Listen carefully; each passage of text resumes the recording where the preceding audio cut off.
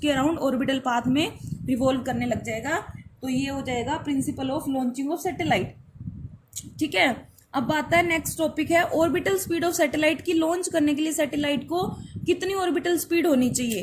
तो orbital speed मतलब orbit में, अर्थ के अराउंड ऑर्बिट में जाने के लिए सैटेलाइट को जो स्पीड चाहिए वो क्या होती है? ऑर्बिटल स्पीड होती है। ये हमारी अर्थ है, इसकी रेडियस आर है, सेंटर ओ है, तो ये क्या है? सैटेलाइट रिवॉल्व कर रहा है, तो इसकी ऑर्बिटल स्पीड कितनी होनी चाहिए कि किस स्पीड तक ये अर्थ के सरफेस पे फॉल ना हो, ऑर्बिट में मूव करने लग जाए। तो ऑर्बिटल स्पीड क्या होती है? The minimum speed required to put the satellite into its orbit.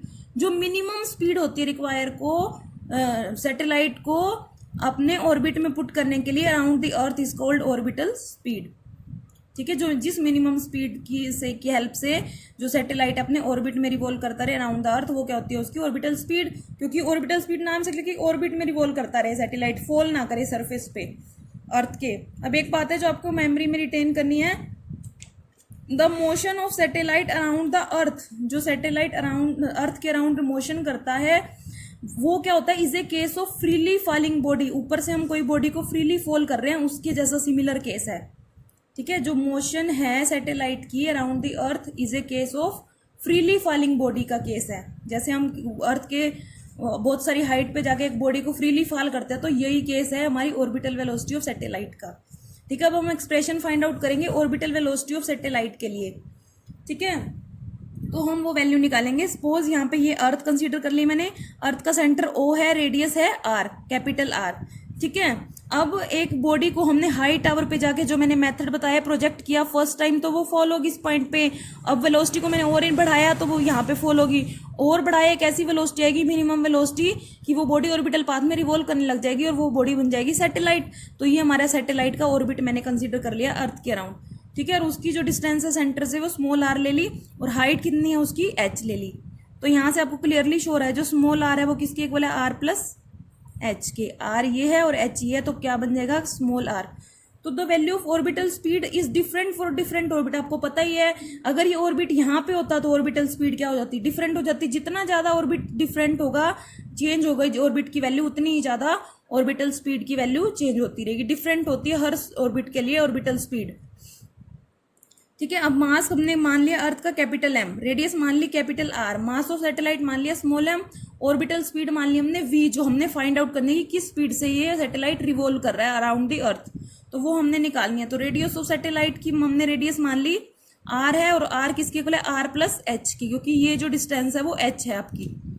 ठीक है, तो अब देखो यहाँ पे two types of forces act कर रहे हैं। सेंट्रीपिटल फोर्स, सेंट्रीपिटल फोर्स क्या होता है? जो बॉडी को सर्कुलर पाथ में रिवॉल्व करने के लिए हेल्पफुल होता है। तो सेंट्रीपिटल फोर्स का मैंने आपको फ्रिक्शन चैप्टर में भी बताया था, क्या होता है? mv square by R. तो सेंट्रीपिटल फोर्स होगा सैटेलाइट के पास, तभी तो वो सर्कुलर पाथ में रिवॉल्व कर रहा है। अगर सेंट्रीपिटल नहीं होता तो सर्कुलर पाथ में मूव ना करके किसी और पाथ में मूव करता, पैराबोलिक, ठीक है, इलिप्टिकल। तो यहाँ पे सेंट्रीपिटल फोर्स का एक फॉर्मूला हो गया mv स्क्वायर बाय आर। और दूसरा फोर्स कौन सा है? जो ग्रेविटेशनल फोर्स, दो चीजों को हमेशा बाउंड करके रखता है। ठीक है, सैटेलाइट को अर्थ से बाउंड करके रखता है, तो वो फोर्स कौन सा है? Gravitational force. तो उसकी वैल्यू क्या होगी? GMM by R square. तो ये दोनों फोर्स की इक्वेशन है, लेफ्ट हैंड साइड इक्वल है, तो राइट हैंड साइड को भी क्या कर दोगे? इक्वेट कर दोगे। तो यहाँ से आप राइट हैंड साइड को भी इक्वेट करोगे, तो mv square by R is equal to GMM by R square. m to m cancel, r to r cancel, तो v स्क्वायर की वैल्यू आ गई GM बाय आर, तो v की वैल्यू मिल गई आपको GM by R under the root. ठीक है, अब आपको पता है मैंने स्मॉल जी और कैपिटल जी में आपको रिलेशन बताया था। स्मॉल जी और कैपिटल जी में क्या रिलेशन था? जो आपका कैपिटल जी था वो क्या होता है? जी आर स्क्वायर एम। अपना टॉपिक रिवाइज करना। तो यहाँ से जीएम की जगह हम क्या पुट कर सकते हैं? जी आर स्क्वायर। तो मैंने इस जीएम की जगह पुट कर दिया जी आर स्क्वायर। तो G R square by R under the root. अब आर स्क्वायर का अंडर रूट करेंगे तो बाहर आर निकल के आ जाएगा, अंदर स्क्वायर है तो रूट से बाहर निकालेंगे तो आर, अंदर रह जाएगा जी बाय आर। स्मॉल आर की वैल्यू हमने अभी निकाली थी आर प्लस एच। तो ये आपकी आ गई orbital speed of A satellite. क्या होती है? Minimum speed with which the satellite revolve around the orbital path. ठीक है, अब इक्वेशन 3 जो फाइनल आपकी वैल्यू आई है ऑर्बिटल स्पीड की v की, उसमें क्या पता चल रहा है? जो ऑर्बिटल स्पीड है independent on the mass of satellite. Small M कहीं भी नहीं है, उससे उस पर इंडिपेंडेंट, उस पर डिपेंड नहीं करती कि सैटेलाइट का मास ज्यादा है या कम है। ठीक है, अगर ज्यादा मास का सैटेलाइट है तो भी यही ऑर्बिटल स्पीड रहेगी, कम मास का है तो भी यही रहेगी। ठीक है, सेकंड है डिक्रीजेस ऑर्बिटल स्पीड। डिक्रीज होती है with increase in the radius of orbit और increase in height of satellite. ठीक है, देखो ये इसकी इनवर्सली प्रोपोर्शनल है। अगर रेडियस ऑफ ऑर्बिट, रेडियस अगर ऑर्बिट दूर है तो जो उसकी ऑर्बिटल स्पीड है वो कम हो जाएगी, अगर हाइट कम है तो भी ऑर्बिटल स्पीड ज्यादा हो जाएगी। मींस v इनवर्सली प्रोपोर्शनल है 1/r के, मतलब रेडियस ऑफ ऑर्बिट के इनवर्सली। अगर ये चीज ज्यादा है तो ये कम होगी, ये कम है तो ये ज्यादा होगी। तो ये एक रिलेशन है ऑर्बिटल स्पीड और रेडियस ऑफ सैटेलाइट पे।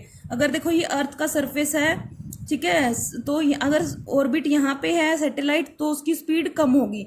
अगर ये डिस्टेंस बढ़ रही है यहाँ से सरफेस से तो ऑर्बिटल स्पीड भी क्या हो जाएगी, ज्यादा हो जाएगी। ऑर्बिटल स्पीड कम हो जाएगी क्योंकि डिस्टेंस बढ़ रही है तो ऑर्बिटल स्पीड कम, डिस्टेंस कम है तो ऑर्बिटल स्पीड ज्यादा। जितना ज्यादा वो सरफेस के पास होगा उतनी ही ज्यादा ऑर्बिटल स्पीड की वैल्यू होगी।